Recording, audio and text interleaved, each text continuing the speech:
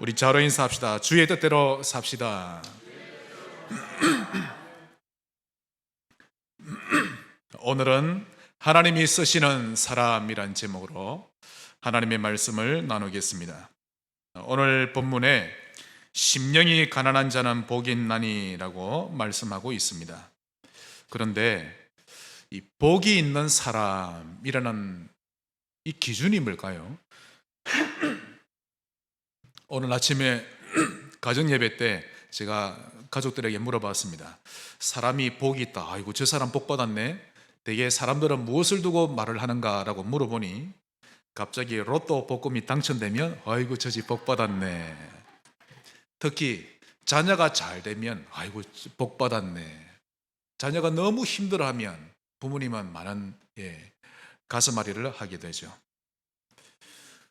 대개 우리 세상적으로 의식주의에 안정적인 자리를 잡게 되면 복을 받았다라고 합니다. 좋은 부모 밑에서 안정적으로 잘 자라는 것은 참으로 축복입니다. 그러나 그렇게 자랐음에도 불구하고 복음에 별 관심이 없고 또 신앙생활이 제대로 안 되고 있다면 그 좋은 부모라는 배경도 결국 본질이 아니라는 것입니다. 그렇죠? 반대로 어릴 때 젖을 후에 한창 부모님의 사랑과 보살핌을 받아야 할 시기임에도 불구하고 부모를 떠나 멀리 어느 목사님 손에 맡겨졌는데요. 아마 밤마다 집이 그립고 특히 엄마의 품이 많이 그리웠을 것입니다. 그런데 그 아이는 하루 종일 그때부터 성전에서 자라면서 예배드리는 생활만 했었고 또 잠잘 때는 폭신한 침대가 아니라 늘 지성소에 있는 언약궤 옆에서 자곤 했는데요. 결국 하나님은 어린 그를 찾아오셨고 그의 말이 하나도 땅에 떨어지지 아니하는 사람이 되게 하셨습니다. 그러므로 바로 이 아이가 복을 받은 사람입니다. 그렇죠. 오늘 여러분의 패러다임이 바뀌게 되시기를 바랍니다. 어떤 사람은 어릴 때부터 성공을 위해 달려왔고 또 그 시대에 맞는 최고의 스펙을 쌓기 위해 부모가 배경도 깔아주고 자신도 최선을 다해서 달려왔습니다. 결국 어느 정도 성공한 그는 먹고 살 만큼은 되었는데 문제는 그 이후부터 어떻게 살아가야 할지를 모릅니다. 그것은 어릴 때부터 오늘이란 걸 몰랐기 때문이죠. 더 쉽게 말씀드리면 자고 일어나서 눈을 뜨면 오늘 하루를 살아야 하는데 오늘을 어떻게 살아야 잘 사는 것인지를 모르고 살아왔다는 것입니다. 그저 바벨탑 성공자가 되기 위한 오늘만을 살아왔지 또 그런 삶이 익숙해졌기 때문에 영적 서밋으로 사는 오늘이라는 것은 살아본 적이 없거든요. 그러니 성공하고서도 실패하는 것입니다. 이런 바벨탑 성공자가 99.9%입니다. 그래서 저는요, 세상의 성공자들이 하나도 부럽지 않습니다. 진심으로. 그들의 영적 상태를 봤기 때문이죠. 물론 그들의 뛰어난 실력과 끈기, 근명, 성실은 높이 평가합니다. 그러나 영적으로는 완전히 바닥입니다. 보좌의 축복이 뭔지, 시공간 초월이 뭔지 전혀 모르죠. 당연히 237과 5천 종족에 대한 생명 마인드가 없는 것 당연한 것입니다. 그러므로 결국 복 있는 사람이라는 것은 하나님께 쓰임받는 사람입니다. 아무리 세상적으로 잘 되었다 할지라도 하나님께 쓰임받지 못하면 결국 실패한 인생이거든요. 즉 인간에게 복이 있고 없고는 사람이 정할 수 있는 영역이 아니요 하늘에 속한 영역이라는 것입니다. 아무리 몸부림을 쳐도 그것이 복을 얻을 기준이 되지 못한다는 말이죠. 오늘 하나님이 쓰시는 사람의 비밀 꼭 발견하게 되시기를 바랍니다. 자, 그러면 하나님이 쓰시는 사람 누구를 쓰십니까? 오늘 세 가지를 살펴보겠습니다. 첫 번째로 눈이 열린 사람을 쓰십니다. 한번 따라합시다. 눈이 열린 자.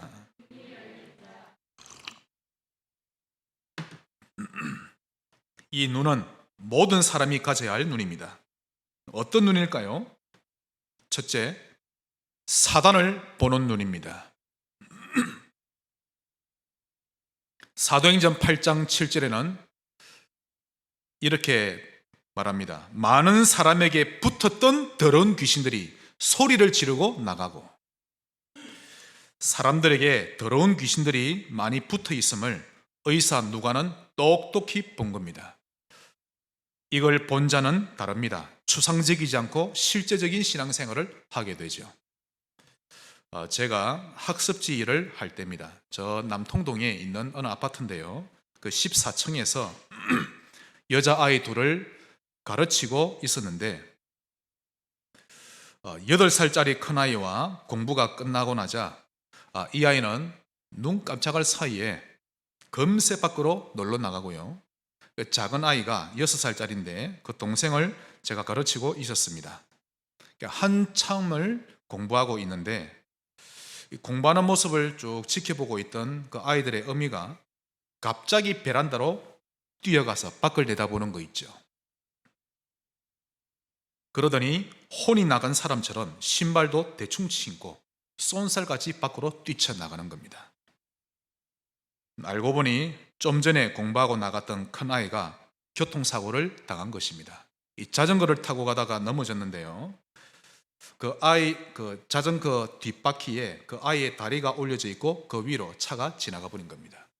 그대로 부러진 거죠. 그러니 그것을 14층에서 바라보았던 어머니가 제정신이었겠습니까? 만약 남의 자식이 그런 일을 당했다면 그 정도의 혼이 나가진 않았겠죠. 사단을 보는 눈이 없으면 혼이 나가지 않습니다. 늘 추상적인 신앙생활을 하게 되고 말씀을 들어도 건성으로 듣고 흘려버립니다. 사단에게 속지 맙시다 라고 해도 남의 집 얘기로 들을 뿐이죠. 하나님은 이 눈이 열린 자를 찾고 계십니다. 그렇다고 해서 꼭 귀신을 두 눈으로 봐야 된다는 말은 아닙니다. 마귀의 일을 볼 수 있어야 한다는 말이죠. 역대상 21장 1절에는 그렇게도 하나님을 사랑하고 하나님께 쓰임받던 다윗에게 사단이 그의 마음을 충동시켜서 이스라엘의 수를 계수하게 합니다. 즉 지금까지 이스라엘이 있게 된 것은 하나님이 아니라 나의 업적이다라는 과시하려는 교만한 마음이었죠. 그런 다윗의 모습을 보면서 누구 하나 그 배후에 사단이 역사한다는 것을 본 자가 없었던 것입니다. 경찰이나 법관일수록 이 눈을 가지고 있어야 합니다. 대통령이 만약에 이 사단을 보는 눈이 있다면 시대적인 응답을 받을 것입니다. 특히 상담자일수록 이 눈을 반드시 가지고 있어야 합니다. 요한복음 13장 2절을 보시면요, 마귀가 벌써 가룟 유다의 마음에 예수를 팔려는 생각을 넣었더라. 많은 사람들이 이 유다를 보면서 정죄하기만 했지 어느 누구도 마귀를 유다의 배우자로 지목한 자가 없었던 겁니다. 사단을 보는 눈이 있어야만 예수님이 그리스도로 오셔야만 했던 그 이유가 진심으로 깨달아질 것입니다. 창세기 3장 15절, 여자의 후손이 올 것인데 그분이 마귀의 머리를 깨트릴 것이니라. 비로소 만왕의 왕으로 오신 그리스도가 발견되는 것입니다. 찬양에도 이런 찬양이 있죠. 오 우리 영혼이 벗어났도다, 사냥꾼의 올무에서 새같이. 저는 봤거든요. 실제로도 봤지만 그보다 더 마귀의 일을 보았습니다. 이 눈이 열려지시기를 진심으로 주의 이름으로 축원합니다. 또 두 번째로 열릴 눈은 죄를 보는 눈입니다. 여러분, 우리가 사단의 말을 어겼다고 죄가 아닙니다. 사단이 시킨 대로 안 하면 무속인들은 엄청 고난당합니다. 그것이 죄가 아니라 하나님의 말씀을 어겼을 때 죄입니다. 그래서 죄에 대한 평가의 기준은 하나님이시죠. 사단이 우리를 향해 너는 죄인이야 그럴 자격이 없습니다. 하나님이 우리를 보고 죄인이다 해야 죄인인 것이죠. 죄란 창조주와 나 사이를 갈라놓는 주 요인이요, 기도응답을 받지 못하게 하는 주 원인이 되는 것입니다. 이사야 59장 1, 2절, 여호와의 손이 짧아 구원하지 못하심이 아니요 귀가 둔하여 듣지 못하심이 아니라 오직 너희 죄악이 너희와 너희 하나님 사이를 갈라놓았고 너희 죄가 그의 얼굴을 가리어서 너희에게서 듣지 않으시게 함이니라. 보세요. 죄는 하나님과의 관계를 끊어버리고 기도응답을 받지 못하게 하는 원인이 되는 것입니다. 또한 죄는 우리를 저주 아래에 있게 만듭니다. 요한복음 3장 36절, 구원받지 못한 자는 하나님의 진노가 그 위에 머물러 있느니라. 이걸 본 분들은 전도자로 살 수밖에 없습니다. 저주를 당해도 얼마나 비참하게 저주를 당하는지요. 또한 죄는 나를 무기력화시키며 나를 자포자기하게 만드는 주 요인이 됩니다. 특히 반복되는 죄로 인해서 내가 나를 계속 저주하고 끊임없이 내가 벌을 줍니다. 나는 안 돼, 난 뭐래도 안 되는 인생이야. 다른 사람들은 은혜를 잘 받고 하는 일마다 잘 풀리는데 나는 원래부터 안 되는 팔자야. 이처럼 전부 다 틀린 소리만 하게 되는데요. 죄는 나를 거짓말쟁이로 만들고 내가 나를 속이는 사기꾼으로 만드는 것입니다. 그러므로 예수님이 대제사장으로 오셨습니다. 히브리서 4장 14절, 그러므로 우리에게 큰 대제사장이 계시니 성천하시니 곧 하나님의 아들 예수시라. 우리가 믿는 도리를 굳게 잡을지어다. 예수님이 나의 모든 죄를 도말하셨고 깔끔하게 청산해 주셨음을 믿으시기 바랍니다. 한번 따라합시다. 나는 의인이다. 시편 103편 12절, 동이 서에서 먼 것 같이 우리의 죄가를 우리에게서 멀리 옮기셨으며. 여러분에게 죄가 있습니까? 없습니까? 법적으로 없습니다. 하나님이 없다 하셨기 때문에 십자가에서 다 짊어지신 거죠. 이사야 1장 18절, 하도 안 믿으니까 이제는 이사야에게 아주 강조하며 말씀하십니다. 오라, 우리가 서로 변론하자. 너희 죄가 주홍 같을지라도 눈과 같이 희어질 것이요 진홍같이 붉을지라도 양털같이 희게 되리라. 제발 믿으시기를 축원합니다. 로마서 8장 33절, 누가 능히 하나님이 택하신 자들을 고발하리요? 나를 의롭다 하시는 이는 하나님이시니 누가 나를 정죄하리요? 그러므로 그리스도를 가진 자는 죄책감에 잡혀 있을 이유가 전혀 없는 것입니다. 법적으로 완벽한 의인입니다. 그런데 평상시 좀 율법적이거나 양심의 법에 너무 잡히는 사람들은요, 이 말 쉽게 받아들이지 못합니다. 늘 양심만 따지다가 허송세월을 많이 보내게 되죠. 세 번째로, 사망을 보는 눈이 열려져야 합니다. 여러분, 이 중요합니다. 강의로 그냥 단순한 설교로 들으시면 안 됩니다.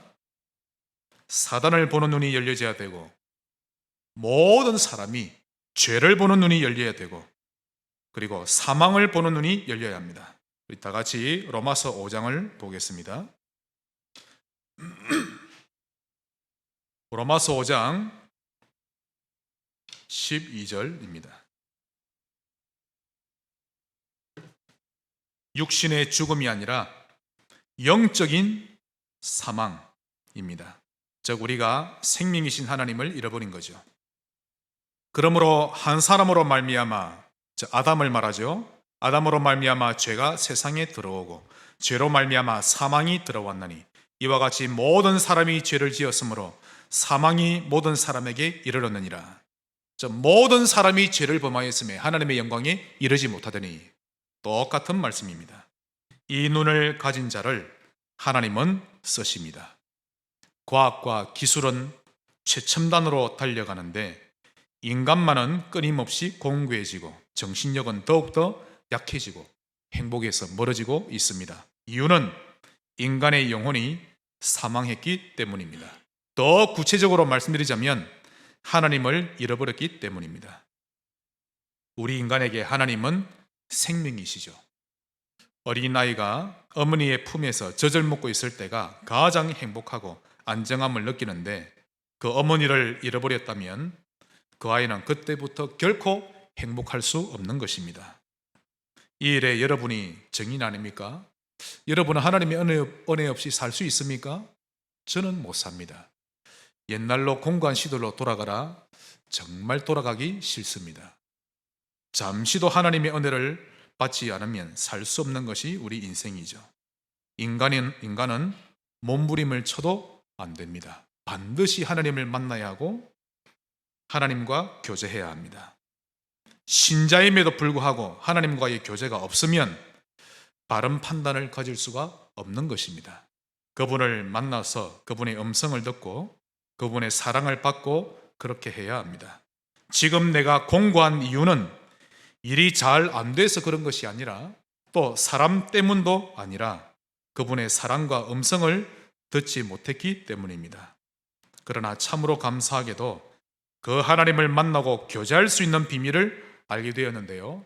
그분이 바로 예수 그리스도입니다. 요한복음 16장 24절, 지금까지는 너희가 내 이름으로 아무것도 구하지 아니하였으나 구하라.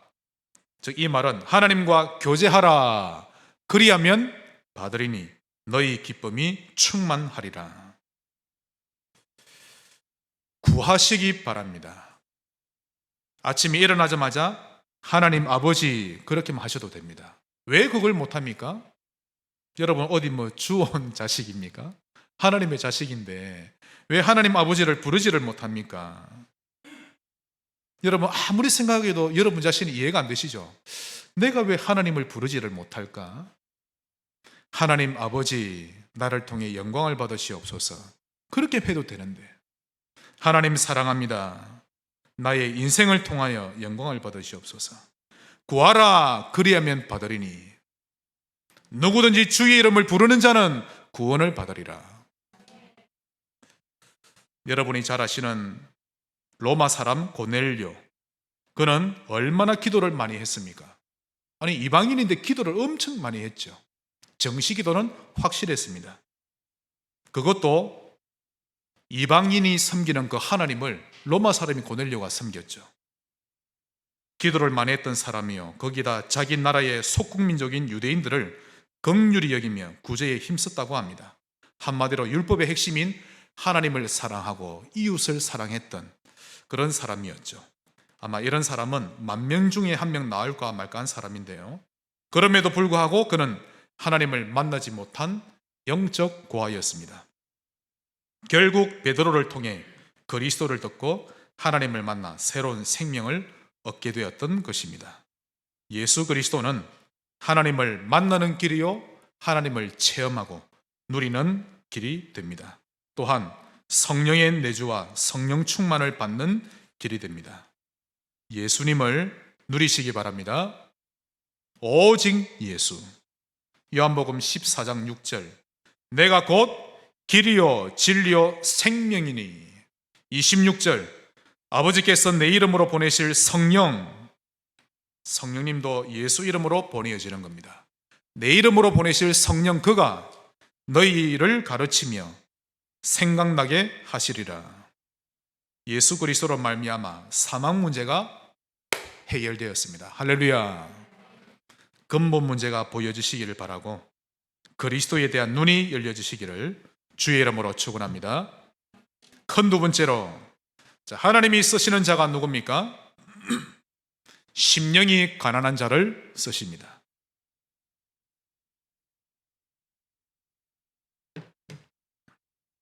심령이 가난한 자, 그 첫째로, 그럼 하나님이 쓰지 않으시는 자는 누굽니까?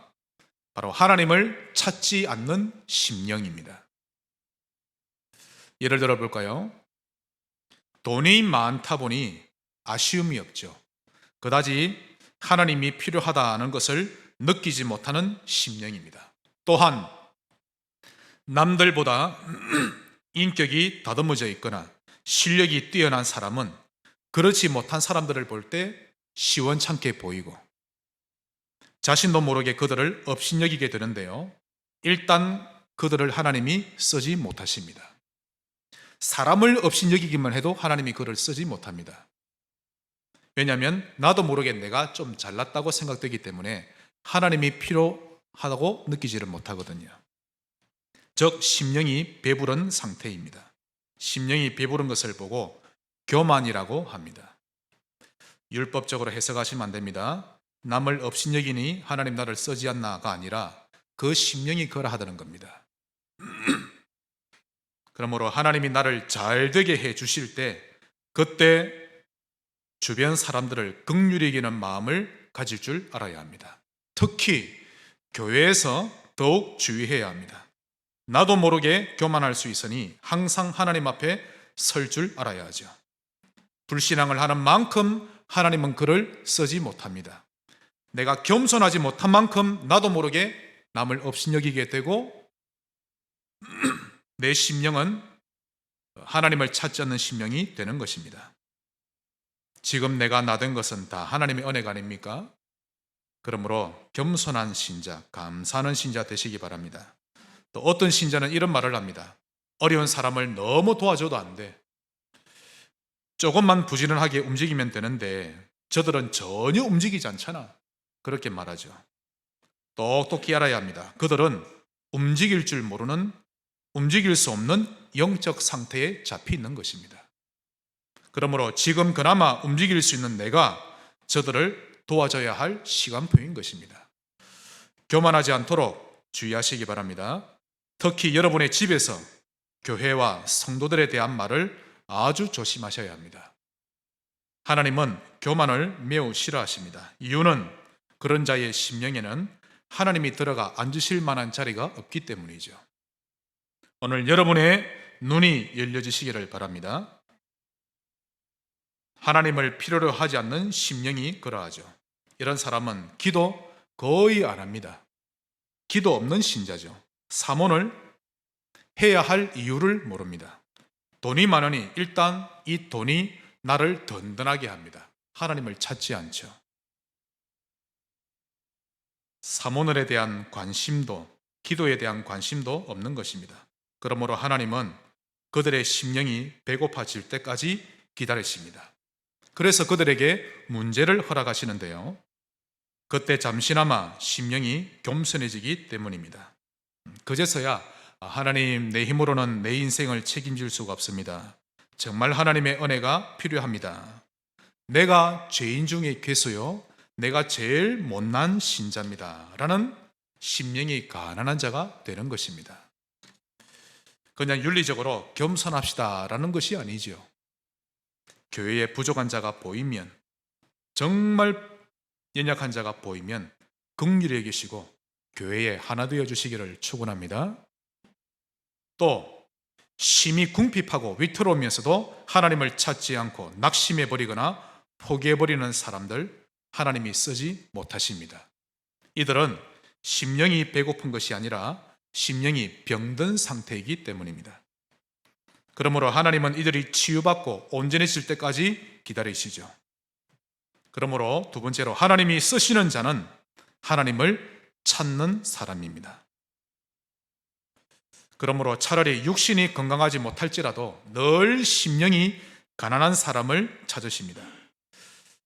육신이 건강치 못한 그를 결국 하나님을 신뢰하는 자로 만드셔서 요긴한 곳에 사용하시는 것입니다. 그리 되면 그에게 다가왔던 질병이 오히려 그에게는 큰 축복이 되는 셈이죠.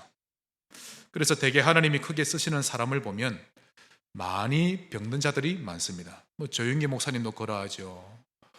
또 하세바 목사님도 그렇죠. 하영조 목사님도 그렇죠. 또 어제 우리 그 중고 대청 수련회 때 강의하신 분, 그 서 목사님은 일주일에 3번 신장 투석을 합니다. 한 달에 한 번도 아니고 이틀에 걸러서 이렇게 투석하는데요. 한 번 투석 받으면 원래 일주일, 2주일 못 일어납니다, 여러분. 근데 이틀을, 하루를 걸러 이렇게 받으니까요. 제가 어제 목양실에서 너무 감사하다고 몇 번이나 제가 감사를 표했습니다. 병이 와도 감사, 무너져도 감사, 나의 사업이 잘 안 되어도 감사, 잘 될 때에도 감사. 겸손한 신자 되시기 바랍니다. 그러므로 내가 돈이 많든 적든 잘났든 못났든 그것과 상관없이 심령이 가난해져서 내 영이 하나님을 필요로 하고 그분을 항상 애타게 갈구하고 있다면 그때가 가장 행복한 상태요, 가장 건강한 상태인 것입니다. 그렇지 않고 그다지 하나님이 찾아지지도 않고 어떻게 하면 놀러가기 좋은 데 없을까? 돈 많이 벌 일이 없을까? 늘 이런 생각들만 하고 있다면 그때가 가장 힘든 때요, 복잡한 상태입니다. 그때는요, 앞으로 먹고 살 일에 대한 걱정으로 가득하죠. 문제를 해결할 실마리도 보이지 않습니다, 여러분. 하나님을 찾지 않으면 내 앞길이 한 치 앞도 보이지 않는 것입니다. 그때는 늘 고민만 하고 있고요, 포장마차 가서 술 한잔하면서 인상 다 찡그리고 앉아 있습니다. 심령이 가난한 신자 되시기 바랍니다. 우리 저로 인사합시다. 하나님을 찾는 신자 됩시다.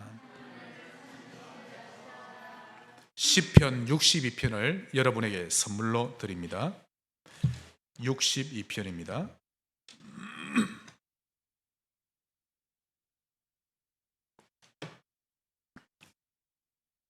다윗은 늘 하나님을 갈구하고 찾는 심령이었습니다.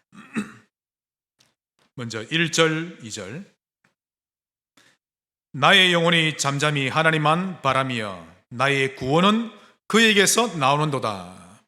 오직 그만이, 보세요, 하나님만 필요하다는 겁니다. 오직 그만이 나의 반석이시요 나의 구원이시요 나의 요새이시니 내가 크게 흔들리지 아니하리로다. 이걸 다시 거듭 강조합니다. 5절, 6절. 나의 영혼아 잠잠히 하나님만 바라라. 물은 나의 소망이 그로부터 나오는도다. 오직 그만이 나의 반석이시요 나의 구원이시요 나의 요새이시니 내가 흔들리지 아니하리로다. 아멘. 그리고는 이렇게 성경을 읽을 앞으로의 모든 후대와 인생들에게 당부의 말을 남깁니다. 8절에서 10절. 백성들아 시시로 그를 의지하고 그의 앞에 마음을 토하라. 하나님은 우리의 피난처시로다. 할렐루야. 아 슬프도다.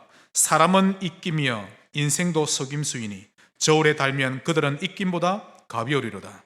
포악을 의지하지 말며 탈취한 것으로 허망하여 지지 말며 재물이 늘어도 거기에 마음을 두지 말지어다. 하나님을 찾는 심령 되시기 바랍니다. 그러니 다윗은 쓰임을 받을 수밖에 없는 것입니다.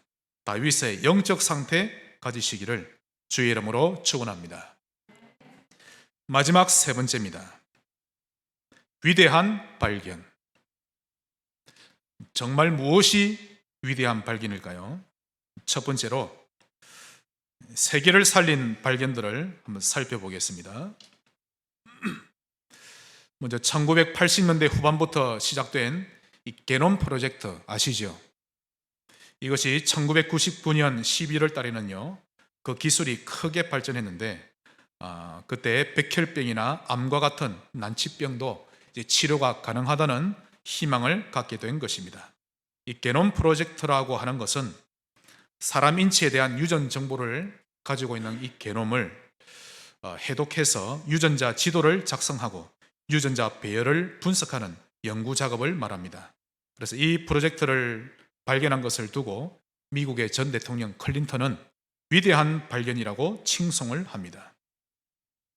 또 두 번째로 수백 년 전만 해도 인간의 평균 수명은 사실 불과 20살에서 30살 정도였습니다.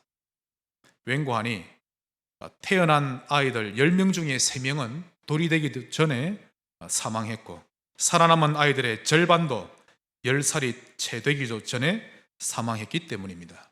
이유는 천연두, 홍역, 말라리아 같은 전염성 질병 때문이었는데요. 이런 질병의 원인이 미생물이라고 합니다. 그래서 몸에 종기 하나만 나더라도 치료해내지 못하고 결국에는 숨을 거두곤 했던 것이죠. 조선의 왕들 가운데 거의 대부분이 결국 종기로 사망했던 것만 보아도 얼마나 이 병이 무서운지를 알 수 있습니다. 이런 때에 알렉산더 플레밍이 세계 최초의 항생제를 발견하게 되는데요. 그것이 바로 페니실린입니다. 이 페니실린의 발견을 두고 사람이 평가하기를 인류를 구한 발견이라고 합니다. 그러나 그 무엇보다 인류에게 가장 중요한 발견은 우리가 하나님의 형상대로 지음받았던 것입니다. 그리고 우리는 하나님을 떠나서는 결코 살 수 없음을 발견했다는 것입니다. 제가 이걸 발견하고 얼마나 감사한지 모릅니다. 사람이 떡으로만 사는 것이 아니요 하나님의 말씀으로 살 것이니라. 오직 여호와를 앙망하는 자가 새 힘을 얻는 것입니다. 또한 가장 위대한 발견 두 번째로, 그런 우리가 허물과 죄로 죽었다는 것이요 본질상 마귀의 자녀가 되었다는 것을 발견한 것이 가장 중요한 발견입니다. 즉, 이 땅의 근원적인 문제를 발견했다는 것입니다. 어마어마한 발견이죠. 이걸 모르니 종교와 미신에 집착을 하거나 지식과 선행을 구원의 탈출구로 삼는 것입니다. 그러면서 그 무엇보다 가장 중요한 발견은 길을 발견한 것입니다. 구원의 길이죠. 바로 예수 그리스도입니다. 사망 문제를 해결받는 길, 참 선지자이신 그리스도. 사단 문제를 해결받는 길, 참 왕이신 그리스도. 죄 문제를 해결받는 길, 참 제사장이신 그리스도. 네 번째로 가장 중요한 발견은 심령이 가난한 자를 하나님이 쓰신다는 것입니다. 오늘 하나님께 감사하시기 바랍니다. 하나님을 찾는 자를 하나님이 쓰신다는 것을 발견한 것이 위대한 발견입니다. 대부분이 구원받고서도, 그리스도를 발견하고서도 교만하고 낙심하고 심령이 배부르지요. 즉 하나님을 찾는 자가 없다는 뜻입니다. 우리 성지교회 모든 성도님들은 심령이 가난하고 겸손한 신자 꼭 되시기를 바랍니다. 그래서 하나가 딱 돼야 합니다. 사도행전 2장의 역사는 하나가 되었음을 밝히는 말씀입니다. 성령의 세례를 받았다는 것만이 아니라 교회가 하나가 됐다는 뜻입니다. 겸손함으로. 페니실린 역시 인류에게 주어진 큰 축복이면은 틀림없습니다. 그러나 겨우 육신의 질병을 구할 뿐이었죠. 죽은 영혼에게 생명을 얻게 주지는 못하는 것입니다. 우주선 타고 달을 다녀오기도 하고 또 대기권 밖에 인공위성을 띄워놓고는 인터넷 세상을 만들어내기도 하고 세포를 하나 떼내서 연구하더니 복제동물, 복제인간, 복제식물을 만들기도 하고 이렇게 사람들이 많이 똑똑해졌는데 그런데 근본 문제를 모릅니다. 사단이 뭔지도 모르고 죄인인 줄도 모르죠. 내가 하나님을 떠난 줄도 모르는 것입니다. 그렇게도 많이 배운 과학자들이 영적으로 무지하다 보니 중요한 순간에 엉뚱한 짓을 합니다. 돼지머리를 차려놓고 그 앞에 절하기도 하고 보지도 듣지도 못한 우상 앞에 가서 복을 빌고 있는 것입니다. 복음은 아무나 발견하는 것이 아닙니다. 우리에게 위대한 발견을 허락하신 하나님께 감사하는 주간 되시기를 바라고 자부심, 자긍심 또한 자존감 크게 회복되시기를 바랍니다. 말씀의 결론을 맺겠습니다. 자, 이제 우리가 가장 위대한 발견을 하게 되었습니다. 결국 모든 것을 다 받았고 모든 것을 보장받았습니다. 그러므로 이제부터 건강한 삶으로 전환하시기를 바랍니다. 즉 점점 병들 수밖에 없이 살아가던 나의 삶의 리듬을 건강해질 수밖에 없는 리듬으로 전환하자는 말입니다.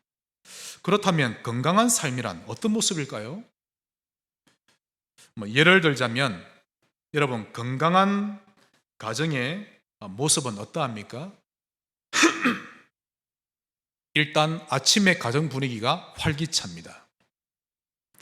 해가 중천에 떴는데 온 가족이 잠잔다고 집안이 고요하면 일단 건강한 가정은 아닙니다. 물론 밤에 늦게까지 일하고 아침에 퇴근하면 다르게 생각하면 되시겠죠? 이해를 하고 말씀을 받으셔야 됩니다. 아침에 일찍 출근해야 하고 또 오후에 퇴근하고 그런 가정이면 아침이면 엄마는 부엌에서 아침 준비하느라 주방기구 소리가 안 나고 또 자녀들은 일찍 일어나서 가족들의 얼굴을 보고 그래도 굿모닝 안녕히 주무셨습니까? 라고 아침 인사 할 줄 알고, 그리고는 자기 방에 들어가서 하나님을 만나고, 그게 건강한 가정입니다.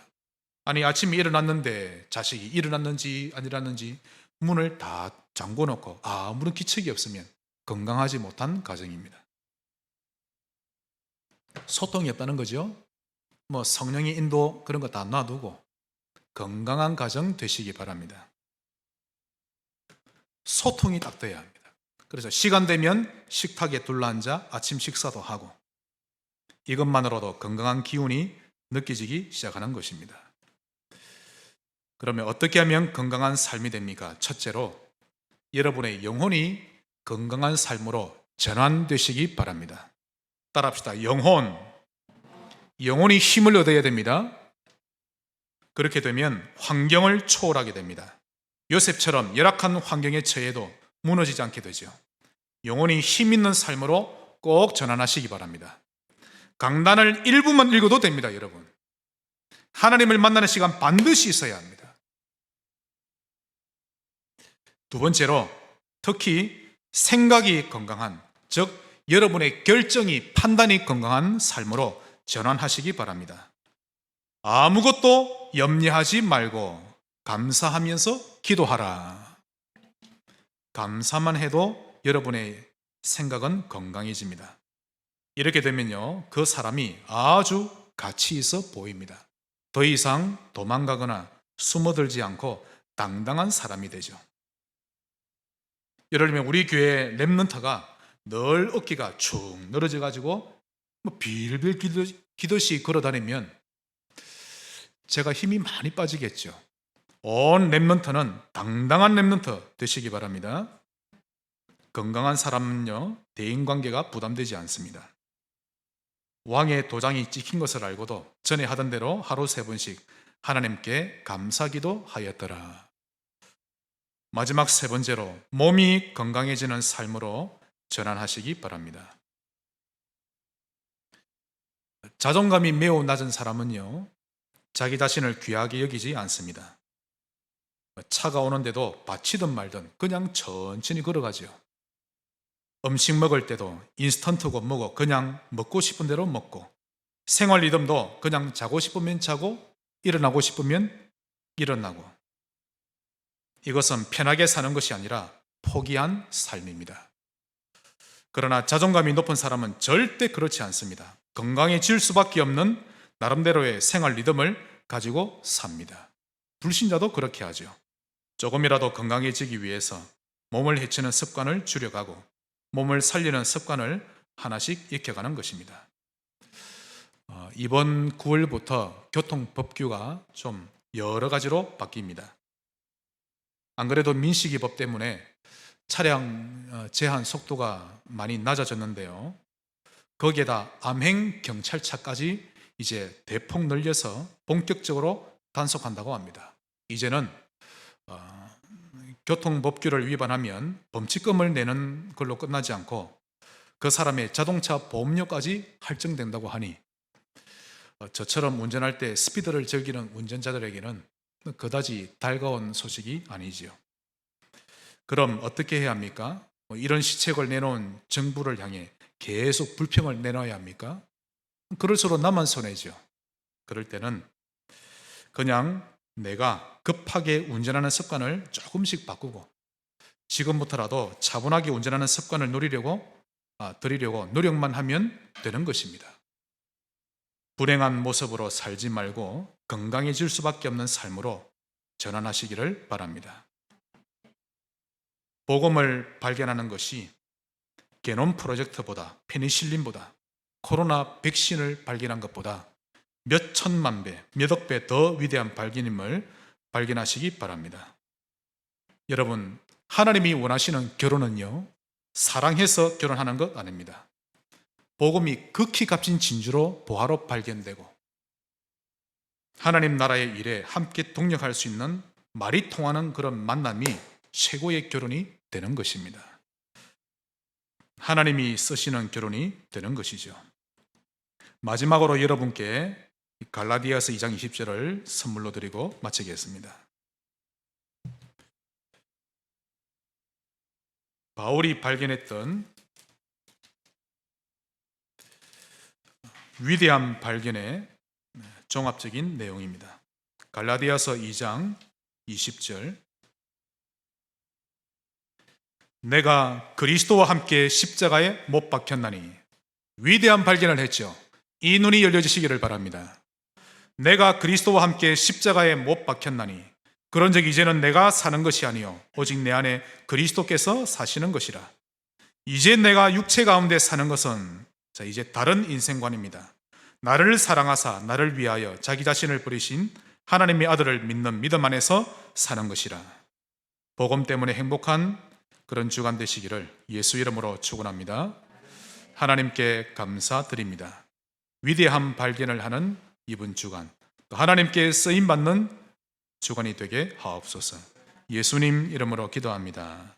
아멘.